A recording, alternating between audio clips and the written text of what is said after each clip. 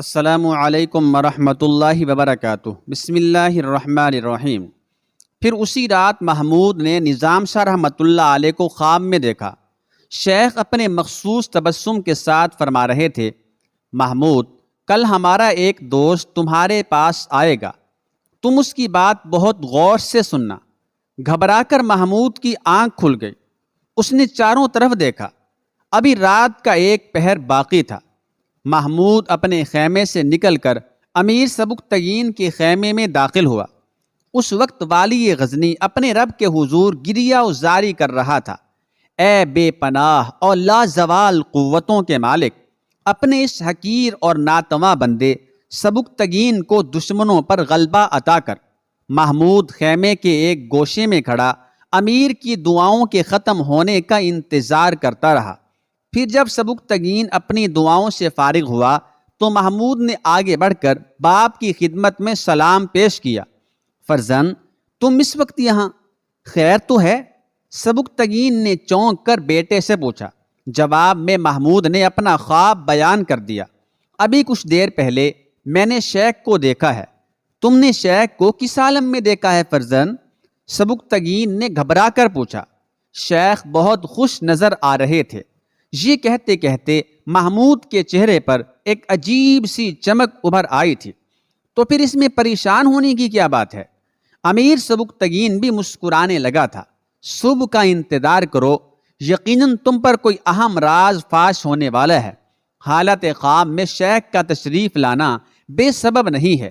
اطمینان رکھو کہ اللہ کے ہر کام میں اس کے بندوں کے لیے فلاح و بہتری کا کوئی نہ کوئی پہلو ضرور پوشیدہ ہوتا ہے۔ محمود مطمئن ہو کر جانے لگا تو سبکتگین نے پکار کر کہا، میرے قریب آؤ فرزند۔ محمود باپ کا حکم سن کر پلٹا اور آہستہ آہستہ چلتا ہوا امیر سبکتگین کے قریب پہنچ کر گھٹنوں کے بل جھک گیا۔ شفیق و مہربان باپ نے بے قرار ہو کر بیٹے کے سر پر ہاتھ رکھ دیا۔ محمود، میں تم سے بہت خوش ہوں۔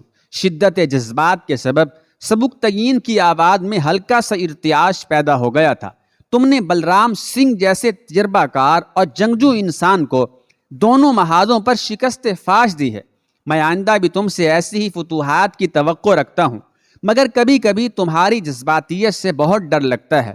اللہ تمہیں اپنی امان میں رکھے اور دشمنوں کی نظر بد سے بچائے کہ تم ہی میرا سرمایہ ہو اور تم ہی میری زندگی کا سب سے خوبصورت خواب ہو۔ محمود نے عقیدت و احترام کا مظاہرہ کرتے ہوئے باپ کے ہاتھوں کو بوسہ دیا اور پھر الٹے قدموں خیمے سے نکل کر چلا گیا۔ دوسرے دن صبح ایک 70 سالہ بوڑھا سادھو اس علاقے میں داخل ہوا جہاں پر امیر سبکتگین کے سپاہی خیمہ جن تھے۔ مسلمان فوجیوں نے ایک ایسے شخص کو جو ظاہری وضاحت سے ہندو نظر آ رہا تھا اپنی طرف آتے ہوئے دیکھا تو سنبھل گئے۔ میرا نام نند لال ہے اور مجھے نظام شاہ نے بھیجا ہے۔ میں تمہارے سردار محمود سے ملنا چاہتا ہوں، بوڑھے سادھو نے پرجلال لہجے میں کہا۔ مسلمان سپاہی بوڑھے سادھو کو راجہ جے پال کا کوئی جاسوس سمجھ رہے تھے، مگر جب اس نے نظام شاہ رحمۃ اللہ علیہ کا نام لیا تو تمام سپاہی چونک اٹھے اور پھر فوراً ہی ایک فوجی نے محمود کو نند لال کی آمد کی خبر دی۔ محمود نے حیرت و خوشی کے ساتھ اس خبر کو سنا اور پھر اسے نظام شاہ رحمۃ اللہ علیہ کے الفاظ یاد آنے لگے، کل صبح ہمارا ایک دوست تمہارے پاس آئے گا۔ محمود کو محسوس ہوا جیسے نظام شاہ رحمۃ اللہ علیہ حالت بیداری میں اسے حکم دے رہے ہیں۔ اس تاثر کے ساتھ ہی وہ خیمے سے نکلا اور بہت تیزی سے اس طرف روانہ ہو گیا جہاں نند لال ولی عہد غزنی کا انتظار کر رہا تھا۔ نند لال نے محمود کو آتے ہوئے دیکھا تو دیوانہ وار آگے بڑھا۔ سپاہیوں نے بوڑھے سادھو کو روکنے کی کوشش کی، مگر محمود کا حکم سنتے ہی وہ اپنی اپنی جگہ ٹھہر گئے۔ مت روکو، یہ میرا دوست ہے۔ کیا تم جانتے نہیں کہ میں اس شخص کے استقبال کے لیے اپنے خیمے سے نکل کر یہاں تک پہنچا ہوں؟ نند لال پاگلوں کی طرح محمود سے لپٹ کر رونے لگا۔ میرے مسیحا، تو نے آنے میں اتنی دیر کی؟ کیا تجھے نہیں معلوم کہ میں ایک بیمار بوڑھا ہوں؟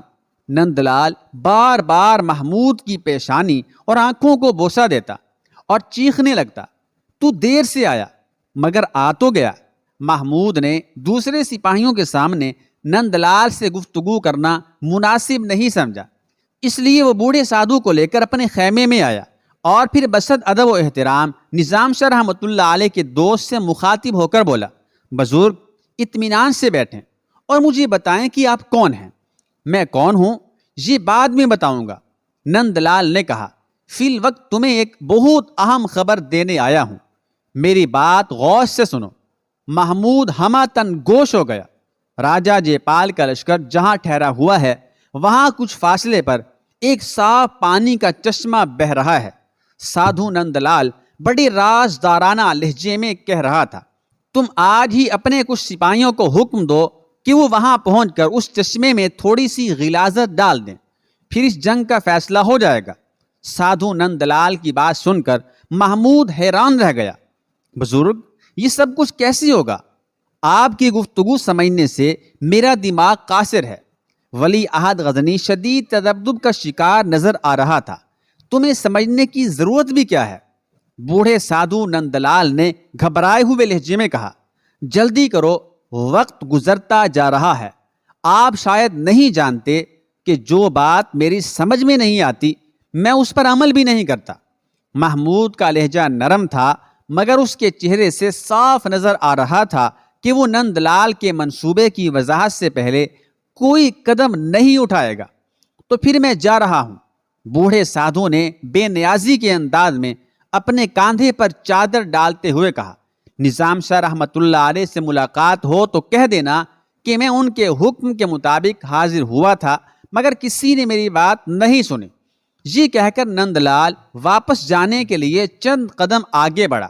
محمود کے ذہن میں آندھیاں سی چلنے لگی اور سماعت میں نظام شاہ رحمۃ اللہ علیہ کے الفاظ گونجنے لگے، محمود کل تمہارے پاس ہمارا ایک دوست آئے گا، تم اس کی بات بہت غور سے سننا۔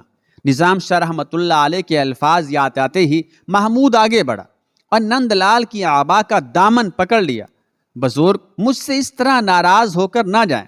ولی عہد غزنی کے لہجے میں التجا تھی، میں آپ کی بات پر شک نہیں کرتا، بس یہ چاہتا ہوں کہ اس عجیب و غریب صورتحال کو پوری طرح سمجھ لوں۔ نند لال آگے بڑھتے بڑھتے رک گیا، پھر اس نے پلٹ کر محمود کی پیشانی کو بوسہ دیا۔ میں تم سے ناراض تو ہو ہی نہیں سکتا میرے مسیحا۔ بوڑھے سادھو کے لہجے سے ولی عہد غزنی کے لیے بے پناہ عقیدت اور محبت کا اظہار ہو رہا تھا۔ میں کون ہوں، کیوں آیا ہوں اور اس چشمے کا کیا راز ہے؟ میں تمہارے ایک ایک سوال کا جواب دوں گا مگر ابھی نہیں، فی الوقت میں نے تم سے جو کچھ کہا ہے اس پر عمل کرو۔ بوڑھا سادھو محبت آمیز لہجے میں بول رہا تھا، مگر یہ کیسے ہوگا؟ نو عمر محمود بوڑھے نند لال کی باتوں میں الجھ کر رہ گیا۔ پانی کے چشمے میں ذرا سی غلاظت ڈال دینے پر جنگ کا فیصلہ ہو جائے گا، یہ بات میری سمجھ میں نہیں آتی۔ میرے بچے تم انتہائی قیمتی وقت برباد کر رہے ہو۔ سادھو لال نے ایک بار پھر بہت پیار سے ولی عہد غزنی محمود کو سمجھانے کی کوشش کی۔ بالآخر ولی عہد غزنی اس بوڑھے شخص کی بات ماننے پر مجبور ہو گیا جسے نظام شاہ رحمۃ اللہ علیہ نے اپنا دوست کہہ کر پکارا تھا۔ جب راجہ جے پال کا لشکر پانی کے چشمے کے قریب ٹھہرا ہوا ہے تو یقیناً وہاں دشمن سپاہیوں کا اجتماع ہوگا۔ محمود نے کچھ سوچتے ہوئے کہا، اس صورت میں میرے سپاہی وہاں کس طرح پہنچیں گے؟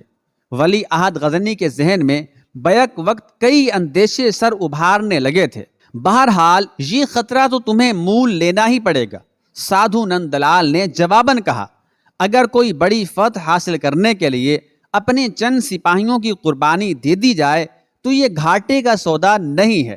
جب راجہ جے پال چشمے کی اہمیت کو سمجھتا ہے تو پھر اس کے گرد سخت ترین پہرا بھی لگایا ہوگا۔ محمود نے ایک اور سوال کیا، نہیں وہ کچھ نہیں جانتا۔ بوڑھے سادھو نند لال نے تیز لہجے میں کہا، راجہ جے پال پتھر کے مجسموں کو پوجتا ہے اور ایک بت پرست پانی کے اس چشمے کی حقیقت کو ہرگز نہیں سمجھ سکتا۔ محمود کو اس انکشاف پر شدید حیرت ہوئی تھی۔ اس کے خیال میں سادھو نند لال خود بھی بت پرست تھا اور ایک بت پرست دوسرے بت پرست کا مذاق اڑا رہا تھا۔ یہ بڑی عجیب بات تھی۔ محمود نند لال سے اس موضوع پر گفتگو کرنا چاہتا تھا، مگر یہ سوچ کر ٹال گیا کہ کہیں بوڑھا سادھو دوبارہ ناراض نہ ہو جائے۔ دراصل محمود نند لال کی ناراضگی سے نہیں بلکہ نظام شاہ رحمۃ اللہ علیہ کی ناراضگی سے ڈرتا تھا، اس لیے خاموشی سے اس کی یہ عجیب و غریب پر اسرار گفتگو سنتا رہا۔ پھر طویل غور و فکر کے بعد یہ طے پایا کہ محمود کے فوجیوں کا ایک دستہ رات کے اندھیرے میں سفر کرے گا، پھر طلوع آفتاب سے قبل اپنا کام کر کے واپس لوٹ آئے گا۔ نہیں، تمہارے فوجی اس انداز میں اپنی مہم پر روانہ نہیں ہوں گے، اچانک سادھو نند لال نے درمیان میں مداخلت کرتے ہوئے کہا۔ پھر کس طرح میرے بزرگ؟ محمود نے حیران ہو کر پوچھا۔ تمام سپاہی خانہ بدوشوں کے لباس میں سفر کریں گے، سادھو نند لال نے محمود کو سمجھاتے ہوئے کہا۔ تمہارے فوجی بظاہر غریب مسافر نظر آئیں گے، لیکن وہ اندرونی طور پر پوری طرح مسلح ہوں گے کہ اگر مقابلے کی ضرورت پیش آ جائے تو یہ لوگ اپنے آپ کو بے یار و مددگار محسوس نہ کریں۔ اگرچہ سادھو نند لال کی تمام باتیں انتہائی پر اسرار تھیں، لیکن پھر بھی محمود نے 50 سپاہیوں پر مشتمل ایک مختصر سا فوجی دستہ بھیجنے کا فیصلہ کر لیا۔ محمود اپنے نائب سپہ سالار حسام ترک اور سادھو نند لال کے ساتھ رات بھر جاگتا رہا۔ حسام ترک بوڑھی نند لال کو راجہ جے پال کا جاسوس سمجھ رہا تھا، مگر اس میں اتنی ہمت نہیں تھی کہ وہ محمود کے سامنے اپنے شکوک و شبہات کا اظہار کر سکے۔ بالآخر نصف شب کے قریب سادھو نند لال نے محمود کے سپاہیوں کو چشمے تک پہنچنے کا راستہ بتایا، اور پھر یہ 50 مجاہدین اسلام رات کے اندھیرے میں اپنی زندگی کے سب سے عجیب محاذ پر روانہ ہو گئے۔ ان کی سمجھ میں یہ بات نہیں آ رہی تھی کہ پانی کے چشمے میں تھوڑی سی غلاظت ڈال دینے پر جنگ کا فیصلہ کس طرح ہوگا۔ غرض اپنے ذہنوں میں شدید الجھن لیے محمود کی یہ جانثار سپاہی آہستہ روی کے ساتھ چشمے کی طرف روانہ ہوئے۔